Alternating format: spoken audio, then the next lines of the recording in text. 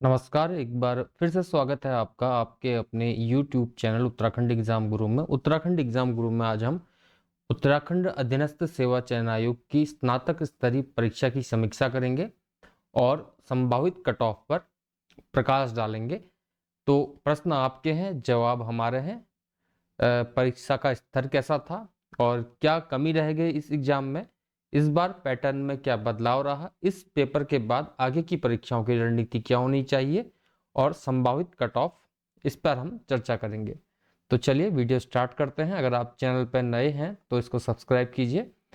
तो कुछ महत्वपूर्ण बिंदु जिन पर हम प्रकाश डालेंगे, देखिए पेपर का स्तर क्या है, सबसे पहले वो देखते हैं। पेपर का स्तर क्या था, देखिए अगर हम ऑल ओवर देखें, जितनी भी परीक्षाएं होती हैं, चाहे यूके पीएससी की परीक्षा दें उत्तराखंड में या अदर स्टेट पीसीएस की परीक्षा दें, तो परीक्षा का स्तर तो मॉडरेट कहा जाएगा। देखिए मॉडरेट क्यों कहा जाएगा, क्योंकि इस प्रकार के पैटर्न में एग्जाम यूके पीएससी चाहे अदर स्टेट पीसीएस वो करवाते हैं। लेकिन अगर हम यूके ट्रिपल एससी के परंपरागत पैटर्न पर देखें तो ये पेपर है हाई लेवल की ओर जाता है। हाई लेवल की ओर क्यों जाता है, क्योंकि कम समय में आपको लेंदी पेपर के 100 प्रश्न हल करने थे। तो मैं इसको मॉडरेट टू हाई का दर्जा दूंगा। और टू हाई, देखिए टॉपर्स के लिए तो ये मॉडरेट रह सकता है, लेकिन जो कट ऑफ में सम्मिलित अंतिम व्यक्ति है उसके लिए ये हाई कहा जाएगा। एक आध प्रश्न या एक आध अंक जो है आपका स्थान कट ऑफ में निर्धारित कर सकते हैं। तो ये रहा पेपर की कट ऑफ या पेपर के स्तर की बात। अब देखते हैं आगे क्या कमी हमारी इस एग्जाम में रह गई। देखिए सबसे पहली बड़ी कमी तो है रट्टा मार। रट्टा मार जो पद्धति है इस एग्जाम में नहीं चली। क्यों नहीं चली, एक तो हमने पढ़ा सिंगल लाइनर से, सिंगल लाइनर रटने की हमको जो आदत है उसकी वजह से आपको थोड़ा सी प्रॉब्लम यहाँ पर हुई होगी। दूसरा, प्रेशर एग्जाम का इतना था, एग्जाम का प्रेशर जो था उसने, अगर मान लीजिए आप 100 प्रश्नों में से अगर एग्जाम प्रेशर में आपने 60 प्रश्न भी सही किए, घर में आप उसी पेपर को अगर आप बिना प्रेशर के हल करेंगे तो हो सकता है आप 72 से 75 के प्रश्न सही सही हल कर लें, क्योंकि पेपर लेंथी था। और इसके अलावा प्रैक्टिस सेट ना हल करने की जो पद्धति है आपकी, प्रैक्टिस सेट जिन्होंने हल नहीं किया होगा इस प्रकार का, खासकर यूके ट्रिपल एससी के लिए, तो वो भी आपके लिए नुकसानदायक यहाँ पर रहा। देखिए कभी भी किसी भी विषय को आप डिटेल में पढ़ते हैं तो वो विषय कभी भी आपका भूला नहीं जाता है। और हमने भी कई वीडियोस में डिटेल में पढ़ाने की कोशिश की, लेकिन अभ्यर्थी अपने कंफर्ट जोन से बाहर ना आ पाने के कारण उस वीडियो को देखना पसंद नहीं करते हैं, क्योंकि वो शॉर्टकट तरीके अपनाना चाहते हैं। लेकिन शॉर्टकट तरीका अब एग्जाम में नहीं चलने वाला, क्योंकि अब जो है पैटर्न पूरी तरह से चेंज हो गया है। तो कमी ये रही, एक तो विस्तार से ना पढ़ना और एक परंपरागत पद्धति में पढ़ना, ये हमारी कमी रही।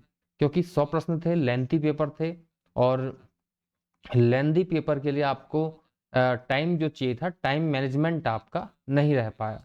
क्योंकि कई अभ्यर्थी ये भी कह रहे होंगे, सर मेरे तो 100 में से मैं 70 क्वेश्चन बना लेता, एक आध क्वेश्चन मेरे जल्दीबाजी में गलत हो गए, या फिर मेरे को पूरा पढ़ने का टाइम नहीं मिला, या फिर इस प्रकार की बातें आ सकती हैं। क्योंकि आज तक जो पेपर आता था वो बिल्कुल आपका सीधे क्वेश्चन सीधे आंसर आता है, लेकिन इस बार जैसे प्रश्न आए हैं, मैच मेकिंग के ही आए हैं, तो काफी इसमें सोचने का टाइम आपको चाहिए था।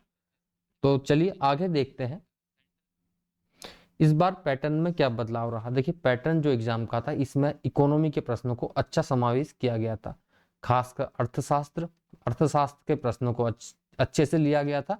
और प्रश्न सरल थे, जिसने अर्थशास्त्र को 2-3 बार अच्छे से पढ़ा होगा, कुछ मेन टॉपिक्स को, तो वो अच्छे से उनको कर सकता था। जैसे एफडीआई एफपीआई के बारे में क्वेश्चंस आए थे, उत्तराखंड की इकोनॉमी के बारे में, यूके की इकोनॉमी के बारे में प्रश्न अच्छे खासे पूछे गए हैं।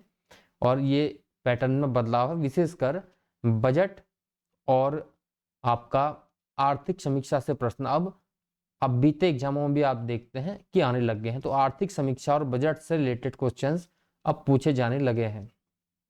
और इसके अलावा उत्तराखंड की योजनाओं से संबंधित प्रश्न जो आए हैं, अब वो आगे आने वाले एग्जाम्स में योजनाएं जो हैं आपकी आती रहेंगी और योजनाओं से प्रश्न विशेषकर उत्तराखंड की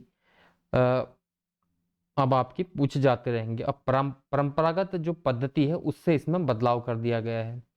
परंपरागत पद्धति में जैसा कि आप देखते आए हैं कि सिंगल लाइनर क्वेश्चंस को अधिक महत्व दिया जाता है, लेकिन अब पैटर्न चेंज कर दिया है। चाहे हम मैच मेकिंग की बात करें, मैच मेकिंग भी इस प्रकार की पूछी गई थी। थोड़ा सी आपको अपना दिमाग वहां पर लगाना पड़े ताकि आप प्रश्नों में उलझ जाएं। इस प्रकार का प्रश्न पत्र यहाँ पर बनाया गया था और नॉलेज बेस्ड पेपर ये था, जिसने समझ के पढ़ा होगा, किसी चीज को, विषय को समझ के पढ़ा होगा और प्रेशर में एग्जाम देने की प्रैक्टिस जिसने की होगी तो उसको यहाँ पर लाभ मिला होगा। तो पैटर्न में बदलाव किया है। रीजनिंग पोर्शन आप देखें, रीजनिंग पोर्शन भी अच्छे खासे प्रश्न रीजनिंग वाले पोर्शन में यहाँ पर रखे गए थे, तो काफी बदलाव रहा। अब आगे देखें, इस पेपर के बाद हमें अपनी जो आगे की परीक्षाएं हैं उसमें रणनीति क्या रखनी चाहिए। देखिए, रणनीति ये होनी चाहिए, सबसे पहले तो हमें रट्टा मार पद्धति को जो है उसको थोड़ा सी कम करना होगा। कुछ प्रश्न हमको रटने पड़ सकते हैं, कुछ फैक्ट्स हमको रटने पड़ सकते हैं, लेकिन अगर हम चीज़ों को समझ जाएंगे तो आपको आने वाले एग्जाम्स में बहुत सहायता होगी, ऐसा मेरा मानना है। देखिए, इकोनॉमिक्स से योजनाएं अक्सर पूछी जा रही हैं और योजनाओं से संबंधित प्रश्न अब यूके SSS भी एग्जाम्स में बनाने लगा है। चाहे आप किसी भी चीज़ को ले लें, चाहे पॉलिटी सेक्शन को ले लें, चाहे आप अर्थशास्त्र को ले लें, हर पोर्शन का जो के प्रश्न आ रहे हैं उसमें अच्छा खासा आपकी समझ से रिलेटेड क्वेश्चंस इसमें पूछे जा रहे हैं। तो एक तो आगे की परीक्षाओं के लिए योजनाओं को अच्छे से पढ़ना है, चाहे स्टेट की हो या सेंटर की हो, चाहे केंद्र की योजनाएं हो, केंद्र पोषित योजनाएं हो, चाहे राज्य पोषित योजनाएं हो, योजनाओं को आपको पढ़ना है, केंद्र की प्लस राज्य की, क्योंकि स्टेट एग्जाम्स में अब राज्य की योजनाओं को पूछा जाने लगा है और अच्छे खासे प्रश्न राज्य की योजनाओं से पूछे जा रहे हैं और मैक्सिमम उत्तराखंड की इकोनॉमी से भी प्रश्न पूछे जाने लगे हैं। तो अब चाहे आप किसी भी स्ट्रीम के विद्यार्थी रहे हों, यहाँ पर आपको अर्थशास्त्र को अच्छे से पढ़ना है, क्योंकि अर्थशास्त्र के प्रश्न जो हैं अच्छे खासे आ रहे हैं। आपको अर्थशास्त्र जो है, आप चाहें तो NCERT की कुछ पुस्तकें पढ़ के आप उनका प्रारंभिक ज्ञान ले सकते हैं, जो कि आने वाले एग्जाम्स में आपके लिए लाभदायक रहेगा, क्योंकि अर्थशास्त्र का जो प्रश्न है वो पूछा जाएगा। अगर आप एक बार समझ जाते हैं तो बार बार आप उसको हल कर सकते हैं। मैं इसलिए कह रहा हूँ इकोनॉमी की बात, क्योंकि इकोनॉमी के जो प्रश्न हैं वो कहीं ना कहीं कट ऑफ निर्धारित करने में अपनी भूमिका निभाएंगे।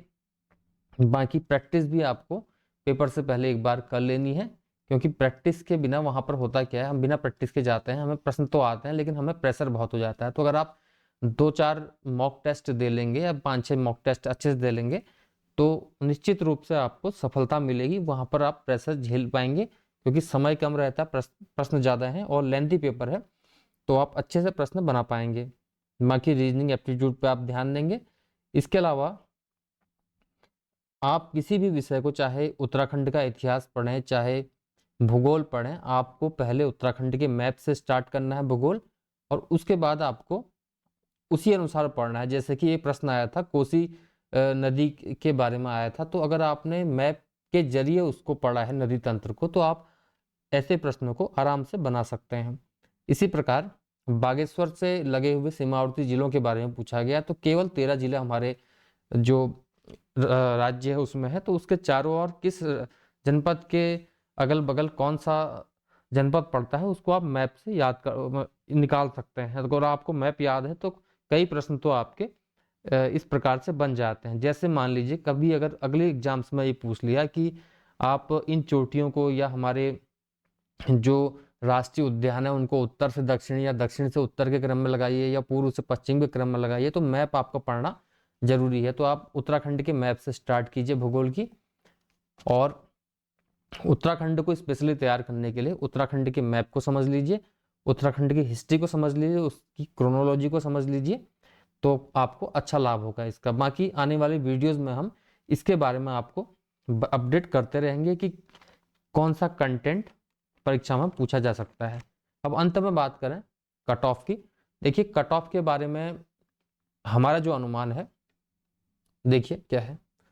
एक हमने सर्वे करवाया था, उसको देख लेते हैं।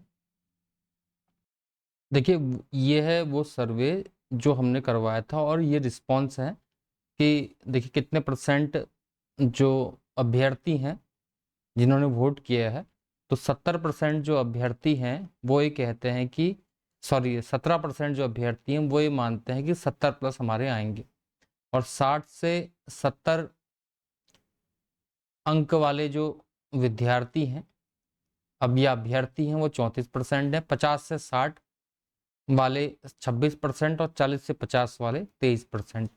लेकिन 70+ वाले 17% जो अभ्यर्थी हैं, अब देखिए ये 2 दिन पहले की एग्जाम एकदम संपन्न होने के बाद की सर्वे है, उसके बाद से लोगों ने जो अपने रिस्पॉन्स दिए वो मैं आपके सामने प्रस्तुत कर रहा हूँ। लेकिन 70+ कट ऑफ जाए ऐसी संभावना मुझे बहुत कम लगती है। देखिए कट ऑफ जो होता है अंतिम चयनित अभ्यर्थी के मार्क्स होते हैं, आप सभी जानते हैं। लेकिन मेरे अपने अनुभव और जो पेपर का पैटर्न है उसको देखते हुए मैं ये मानता हूँ कि विभिन्न कैटेगरियों में हर बार की तरह जो कट ऑफ है पिछली बार से कम, हर बार की तरह अधिक ना रहते हुए कम रहेगी, क्योंकि पैटर्न काफ़ी चेंज था। जिनकी अच्छी प्रैक्टिस है वो 70+ भी लाएंगे, 75 भी लाएंगे, लेकिन 80 नंबर या 90 नंबर में टॉपर का होना इस बार संभव मुझे लगता नहीं कि है। तो कट ऑफ क्या रह सकती है मेरे अनुसार, आप देखिए ये संभावित कट ऑफ है। पिछली बार भी मैंने जितनी कट ऑफ बताई उतनी रही है, चाहे किसी भी एग्जाम में हो। और इस चाहे तो आप पिछले वीडियोज उठा के देख लें। तो इस जो पोस्ट है वीपीडीओ की, मैं ये मानता हूँ कि जनरल कैटेगरी में 67 अंक वाले अभ्यर्थी को अंतिम कट ऑफ में बुलाया जा सकता है, क्योंकि परीक्षा के चरण अभी बचे हैं। तो बाकी अंतिम चयन जब होगा वो 70 में तो हो ही जाएगा, ऐसा मेरा मानना है। फिलहाल 67 वाले भी अपनी आस रखें, ये जनरल बॉयज़ के लिए है। और उत्तराखंड फीमेल जो है उनकी कट ऑफ भी 65 के आसपास रहेगी। और दूसरी जो कैटेगरी में मानता हूँ ओबीसी में, देखिए आप ओबीसी में भी ज़्यादा अंतर रहेगा नहीं कट ऑफ का, यही 66 के करीब कट ऑफ रहेगी। और गर्ल्स में भी 64-63 के आसपास कट ऑफ रहेगी। और एससी में देखें कट ऑफ कम जाने की संभावना है, 2-3 अंकों का ही अंतर रहेगा, ज़्यादा अंतर नहीं रहेगा। एससी फीमेल में 62 नंबरों में जो है कि फीमेल्स का सिलेक्शन हो जाएगा, ये मेरा मानना है। इसी प्रकार एसटी में कट ऑफ कम जाने की संभावना बनती है। तो 62 नंबर में बॉयज़ जो हैं एसटी के वो चयनित हो सकते हैं, और 60 नंबर में या हो सके तो कम में भी फीमेल एसटी की चयनित हो सकती हैं। बाकी ईडब्ल्यूएस में पोस्ट कम है तो जनरल के बराबर ही इनकी जो कट ऑफ है वो रहने की संभावना है। बाकी 70 नंबर जिसके आ रहे हैं तो वो ये समझिए कि आप कहीं ना कहीं एग्जाम में अंदर हैं, चाहे किसी भी कैटेगरी में है। तो ये मेरा मानना है। बाकी आप अच्छे अंकों से चयनित हों और आप आगे इसकी तैयारी जो है अच्छे से करें, क्योंकि देखिए इस एग्ज़ाम में फिजिकल एग्ज़ाम टेस्ट भी होना है और टाइपिंग टेस्ट भी होना है। तो कट ऑफ तो ये जो जितने भी गुने अभ्यर्थी आयोग बुलाएगा तो कम अंकों में भी हो सकता है। उसके बाद आपकी फिजिकल टेस्ट के बाद फाइनल कट ऑफ निर्धारित होगी। तो मेरा ये मानना है कि अब आपको अपनी परीक्षाओं का जो की तैयारी करने का पैटर्न थोड़ा सी अब चेंज कर देना चाहिए। तो इसी उम्मीद के साथ कि आप जल्द ही किसी अच्छी सेवा में आकर राज्य की सेवाओं में अपना योगदान देंगे और सरकारी नौकरी पाने का आपका सपना साकार होगा, ऐसी हम उम्मीद करते हैं। तो सभी अभ्यर्थियों को पुनः बहुत बहुत शुभकामनाएं। तो पैटर्न को के साथ साथ हम भी अपने पढ़ाने का तरीका बदलेंगे, और आप चाहते हैं कि आपकी जो सफलता है उसमें हम कहीं ना कहीं छोटी सी भागीदारी निभाएं, तो प्लीज़ इस वीडियो को लाइक करें और सब्सक्राइब कर दीजिए अगर आपने आज तक नहीं किया है तो। और टेलीग्राम चैनल से जुड़ने के लिए आप डिस्क्रिप्शन में जा सकते हैं, वहाँ पर आपको इसका लिंक मिल जाएगा। धन्यवाद।